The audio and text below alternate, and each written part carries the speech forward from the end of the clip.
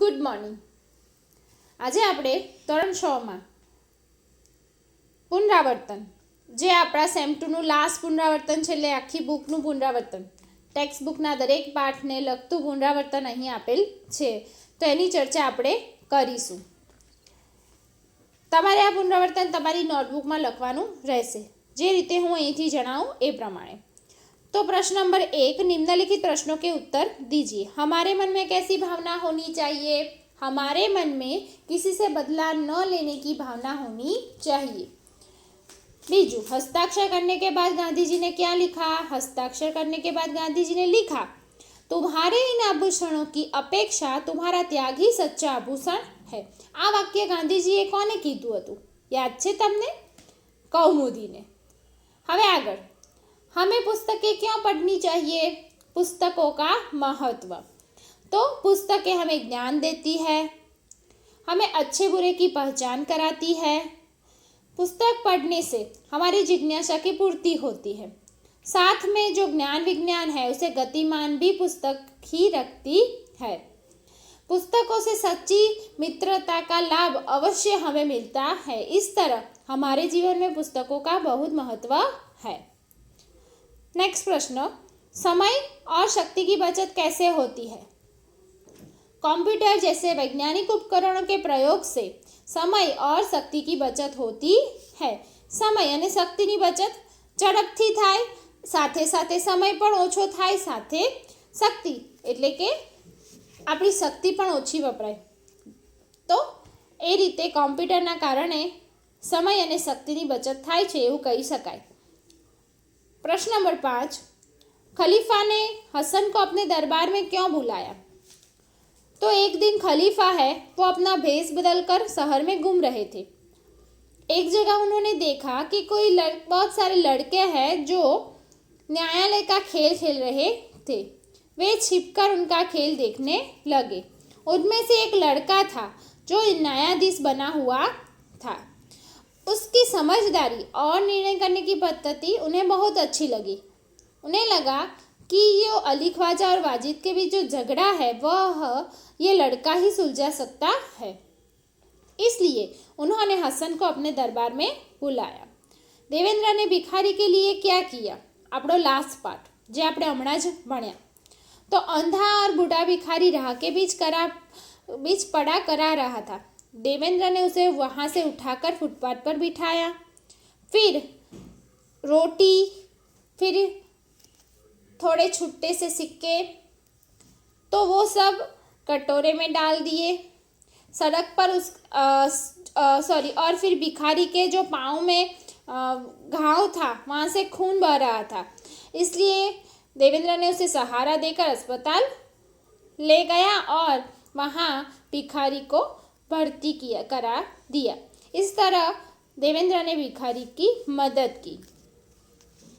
હવે પ્રશ્ન નંબર 2 છે, નિમ્નલિખિત પરિચ્છેદ को पढ़कर प्रश्नों के उत्तर दीजिए. એટલે વન ટાઈપ ઓફ ગદ્ય સમીક્ષા. આપણે પહેલાં પણ ગદ્ય સમીક્ષા કરી ચૂક્યા છીએ. તો અહીં એક પેરેગ્રાફ તમને આપ્યો છે, એના જવાબ તમને આ નીચે પ્રશ્નો છે, એના જવાબ તમને આ પેરેગ્રાફમાંથી જ મળી જશે. સરળ પેરેગ્રાફ છે. जीवन में खेल बहुत ज़रूरी है. खेल से मनोरंजन मिलता है, हमारी तंदुरुस्ती ठीक होती है, हम कभी बीमार नहीं पड़ते. रोज़ खेलने से खाया हुआ अन्न पच जाता है और शरीर में स्फूर्ति आती है.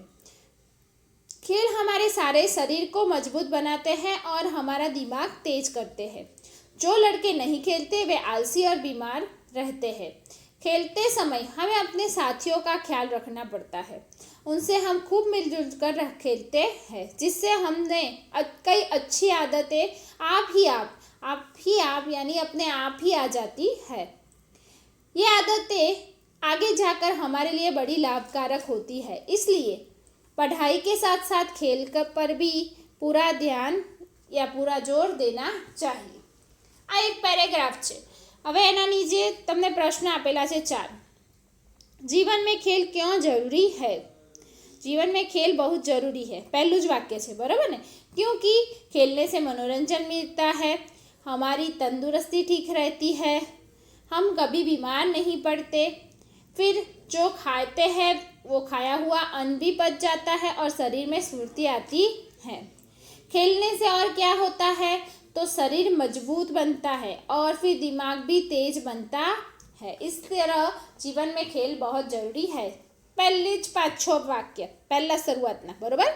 खेल के अभाव में क्या होता है, एना पछीનું जो लड़के खेलते नहीं हैं वो आलसी और बीमार रहते हैं, बरोबर। और जो भोजन करते हैं वो भी ठीक तरह से पचता नहीं है, इसलिए हमारा शरीर स्वस्थ भी नहीं रहता और हम कमज़ोर बन जाते हैं। क्या पढ़ाई के साथ खेल पर जोर देना चाहिए, क्यों? तो हाँ, पढ़ाई के साथ खेल में भी जोर देना चाहिए, क्योंकि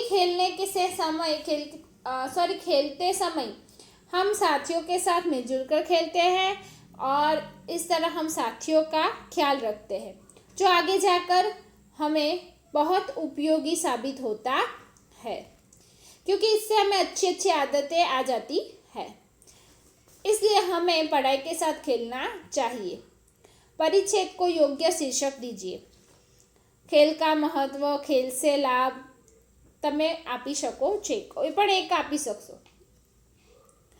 ત્યારબાદ प्रश्न नंबर 3, निम्नलिखित विषय पर अपने विचार लिखिए।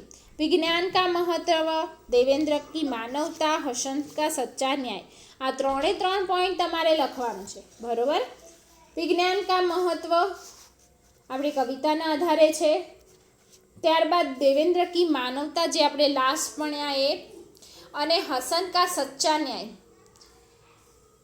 तो आ दरेक विषय આપણે આગળ ચર્ચા કરી ચૂક્યા છીએ, એટલે તમારે દરેક વિષય લખવાનું રહેશે।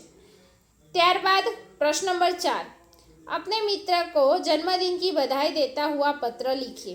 जन्मदिनની બધાઈ દેતો હોય તો પત્ર કેવી રીતે લખવું એ પણ આપણે ચર્ચા કરી ચૂક્યા છે, અને આ પત્ર કદાચ મેં તમને લખાવી પણ દીધો છે, તો ફરી તમારે જાતે મોઢે તમારી રીતે પત્ર લખવાનો પ્રયત્ન કરવાનો રહેશે। હું એને डाउट सेशन में जोईश। त्यारबाद प्रश्न नंबर 5, कहावत का अर्थ लिखिए। कहावतों ना अर्थ, उल्टा चोर कोतवाल को डांटे, अपराधी द्वारा निर्दोष को धमकाना, आसमान से गिरा खजूर में अटका, एक मुसीबत से छूटकर दूसरी मुसीबत में फंसना, जैसी करनी वैसी भरनी, अपने किए हुए बुरे काम का फल भुगतना। प्रश्न नंबर 6, निम्नांकित चित्रों को देखकर कहानी का निर्माण कीजिए। चित्र जोशो, 4 चित्र आपेल छे। कहानी तमे घणी बधी वखत सांभळी हशे अने तमे पोते पण घणी बधी वखत बोल्या हशे, कोईने कीधी हशे। कबूतर अने कीડીની कहानी, वार्ता, बराबर। तो कहानीनुं नाम तमे भलाई का बदला आपी शको छो। तमने योग्य लागे शीर्षक तमे एने आपी शकशो, पण कारण के आमां शीखवानुं ए छे के कोई जो तमारी साथे भलाई करे तो तमने पण एनी सामे भलाईथी ज वर्तन करो छो। एटले आपणे भलाईनी सामे बदलो भलाईथी आपवो जोईए, ए आपणुं आ वार्तानी शीख छे। वार्तानी शीख छे एटले एना कारणे तमे एना आधारे भलाई का बदला एवुं शीर्षक आपी शको छो, या फिर चींटी और कबूतर एवं पण तमे आपी शको छो। चींटी और कबूतर की मित्रता एवं पण आपी शको छो। तमने योग्य लागे एम तमारे जाते ज कहानी लखवानी छे। त्यारबाद प्रश्न नंबर 7 ए तमारे लखवानो नथी। प्रश्न नंबर 8, निम्नलिखित परिच्छेद का मातृभाषा में अनुवादन कीजिए। कुछ दिनों के बाद अली ख्वाजा मक्का की यात्रा से वापस आया। घर में अपना सामान रखकर वह सीधा वाजिद के घर गया और अपनी यात्रा की सारी बातें बताई। फिर तेल का घड़ा लेकर वह घर आ गया।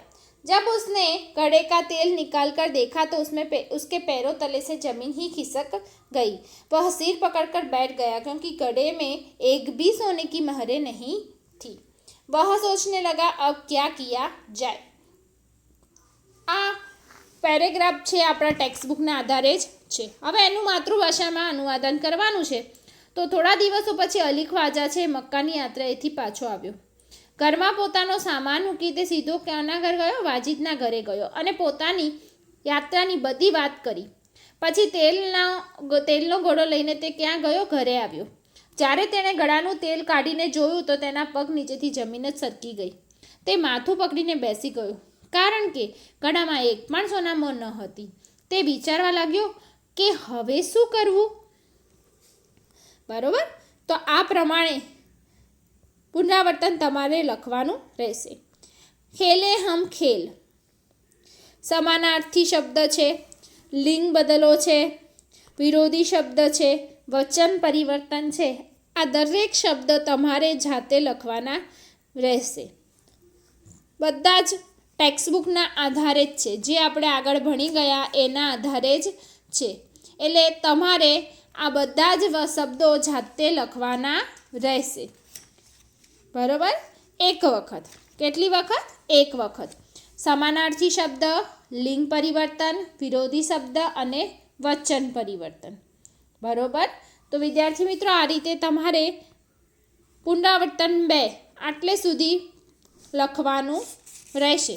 આગળના પ્રશ્નો કરવાની જરૂર નથી, આપણે અહીંયા સુધી જ લખવાનું છે. Thank you.